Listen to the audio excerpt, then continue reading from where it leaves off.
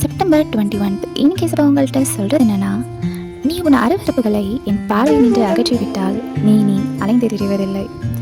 பல நேரங்களில் நம்ம வாழ்க்கையில் ஒரு பர்பஸே இல்லாமல் எந்த பாதையில் பயணிக்கணும்னு தெரியாமல் குழம்பி போயிருப்போம். சரியான பாதையே கிடைக்காம அங்கே இங்கேன்னு அலைஞ்சு திரிவோம். ஒரு மனுஷன் அவனோட வாழ்க்கையில் அலைஞ்சிட்டே இருந்தால் அவனால் அவனோட டெஸ்டினேஷனை சரியாக போய் ரீச் பண்ண முடியாது. வாழ்க்கையில் சக்ஸஸ் ஆகிறதுக்கு என்னெல்லாம் ட்ரை பண்ணணுமோ எல்லாம் ட்ரை பண்ணியும் ஸ்டில் ஃபெயில் ஆகி நிற்போம்.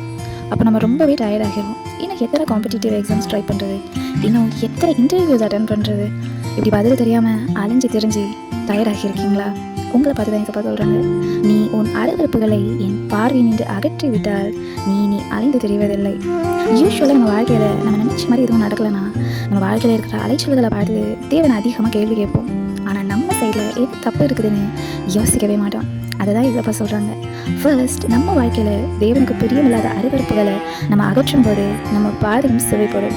நம்ம அலைந்து தெரியாமல் நம்ம போய் சேர வேண்டிய டெஸ்டினேஷனில் கண்டிப்பாக தேவன் நம்மை சேர்ப்பார்.